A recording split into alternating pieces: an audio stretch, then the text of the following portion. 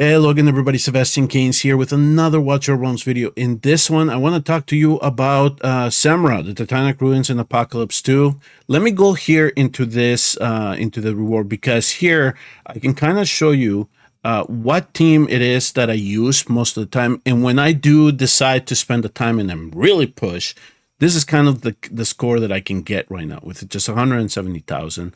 And here's the composition that I'm using, or that I use for this particular run, the ones where I do push. Now, admittedly, sometimes I just hit 120 and then I pull everybody back and I call it a week. But one weekend I did sit down and I tried to push it. And this is the composition that I pushed it. And I used A0 Jira. So here it is, A0 Jira. She's not gear at the moment, but that is who I use to do the damage, along with Alistar and Pradius and my Arrogance and Lust. Now my Lust is only A2, and then of course all the other heroes in here. My Arrogance is A5, just in case you're curious. But the point of this was that we just had two weekends, two very wonderful weekends with new heroes coming into the game. One of them was Kigiri. Okay, so he came into the account. So last week I tried him. Boom, I placed him in place of Jira. And then this weekend I was lucky enough to get Twyla, but I only got her a base. All right, so it's an A0 Twyla, and that's what we're going to be talking about today. And then I popped her in here because I wanted to see how well she then performed with the other Nightmare heroes. And I wanted to see if I could get more damage out of her than I was getting from Jira. So here's our lovely lady, Twyla. She's now, comes to the game to join the Joker, or Hex, I should say in this case. And she is actually phenomenal when it comes to the burst damage. A lot of this has to do with her talent because she has the deranged blade, deals 20% damage 12 times consecutively, and it inflicts bleed for 5 seconds. So you are even adding on more damage to the boss in this case, Semrah, because of the talent here. Her basic attack is she's just dealing one. She's just targeting one enemy, hitting one enemy. Her ultimate is when things really, you can get that damage increase. So when activated, increases damage by 30%. Of course, you can get more. If you skill this, you go 50%. And reduces the attack interval by 20%. That is big because if you give her enough speed, you can then possibly get into the next attack interval. And then you start building Rage Regen. And that is the key, is that you want to activate this ultimate as much as you can. So then it grants the deranged blade an extra 6 instances of damage lasting for 15 seconds. It deals 200% damage 2 times to one enemy immediately. One of her passives here, after not dealing any damage at all for 2 seconds, increases Rage Regen by 10. Of course, in a boss battle, this does not really come into play. This other passive, though, does. And that is each time you activate the ultimate, it grants an extra 6% defense penetration during the next ultimate. So as you can see, you try to get these ultimates ripped up to come back as soon as they can, get them to activate a little more often. You could possibly get up to 80%, or in this case, it would be 84 if you fully skill. But that's a lot of defense penetration that you are going to get through. Now, for my example here, I do have her bonded to Hex, but aside from just her cost being reduced to 6, or by 6, so it actually goes down to 11, that each time Hex wrecks a card, she then gets increased crit damage, and it can stack up to 60%. Now, but for this example, I did not have Hex on the team. I wanted to see what she could do by herself because I was kind of comparing it to what I did in terms of the score from last week. Now, let me show you here the clip of the Semrah run that I did this week. And then I will show you the positioning and how exactly I set her up for the battle.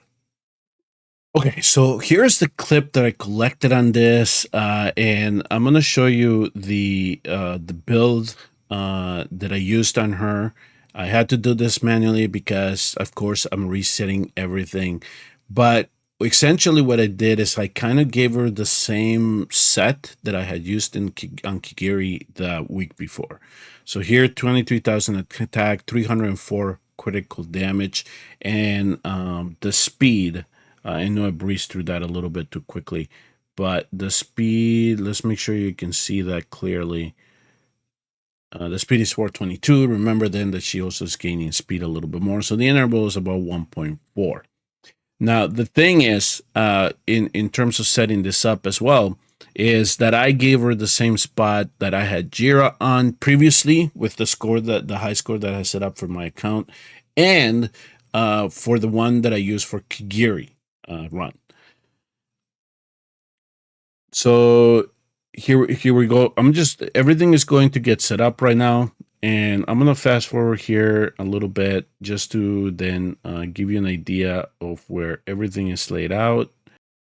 Okay, so here is the bird's eye view of the setup. And what I want you to notice is where I'm putting Twyla, which is this spot right here. So she is really not going to get the invig from Constance. She's actually going to be powering everybody else. She's out of the range. So exactly the same way that I had Jira and Kigiri set up. The only thing that I made sure of is that they were at least had the third highest attack in the team, because then if there was anything where inspiration was going to be applied, it would be when I activated Percy's ultimate. Okay. So in this run, you're going to see every time I activate Percy's ultimate for any reason, that's when Twyla gets the inspiration. So for these purposes here, what I'm going to do is I am going to let this run, and I will admit that at the end I screwed up my sequence on the healing, and so that is why I did not survive that potion phase. In the past, I have gotten around it, but at least I got to the 120. That then allows me to make the comparison that I will show you here at the end.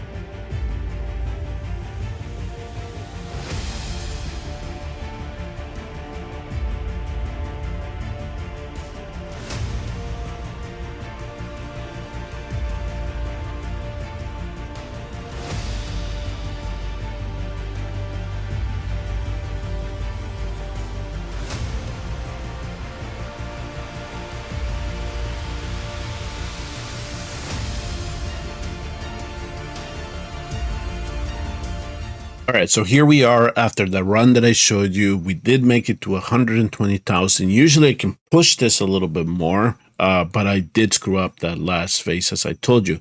Now, when I'm looking at the damage output that I had done with the heroes that I laid out here, you can kind of see that Twyla did phenomenally well for A0 in comparison to what I've seen in the past with like Jira, my A0 Jira. And she was actually matching Lost, even though Lost was within Constance's area of getting the inspiration. Now, I did make sure that that Twyla at least had her attack elevated, so Percy could put some inspiration on her. Now, here's the fortunate part for me, because I did not get to record the run that I did with Kigiri. Now, Dario here, which is a guildmate of mine, has a similar makeup, similar team that I have. And not only that, but he decided to kind of run the same composition. The only difference now is that he has an A0 Kigiri. So with Kigiri, he really was not getting the damage that he wanted out of him. But it was doable. I mean, he came in close to Lust. And it was enough for him to push this and get into the 202, into the 120 phase. So as I'm looking at this, and I'm trying to, in my head, trying to compare, because with Kigiri last week, I got, I got 155. It was enough for me to get past the 120 threshold, and he did phenomenal. But now that I have Twyla in my account, and then I compare it to something like Dario here that he did, I am more inclined at this level of awakening to use Twyla over Kigiri for this team. And it a lot of it has to do with her defense penetration and the fact that she has the range on her. And not only that, I have her bonded to Hex. Here is the difference between the two different heroes, and this is why one is going to be in the bucket, in the summoning pool bucket, and the other one is limited, because as I'm going to show you here with my guildmates that really do like to push as much as they can with how much damage they can do. If we are talking about a heavily awakened Kigiri, so here, when use the base Kigiri, he is at the bottom here, 225. That is respectable, okay, comparing to what all these other heroes can do.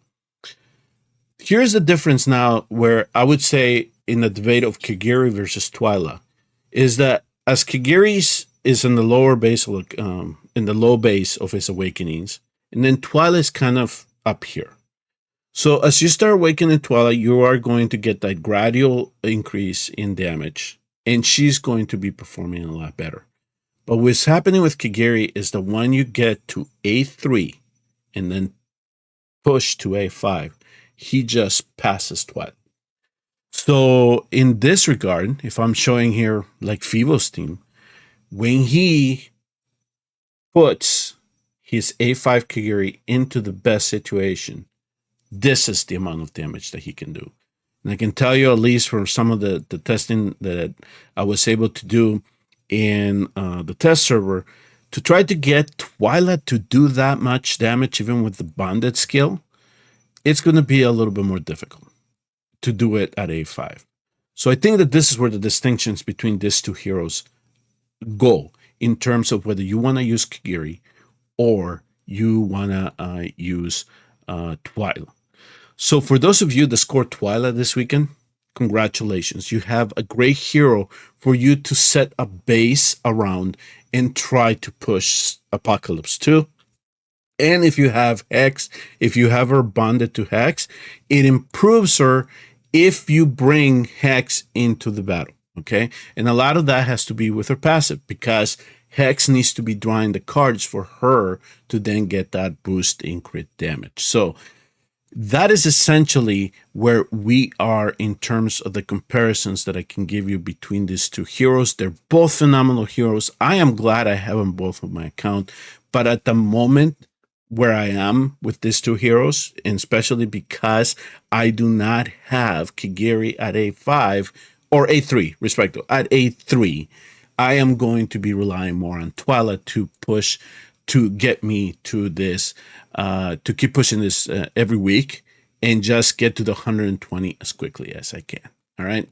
So let me know, which hero do you like best in terms of for this content? Where is there any other place where you're using them, where they might be, the Kigiri might be a shining Twyla a little bit more?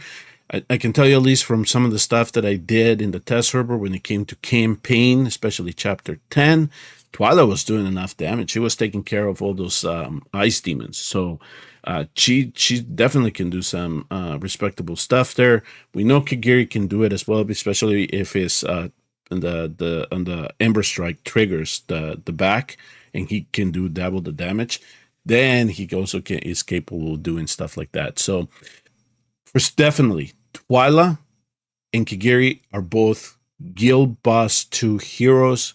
Kigiri just needs more awakenings.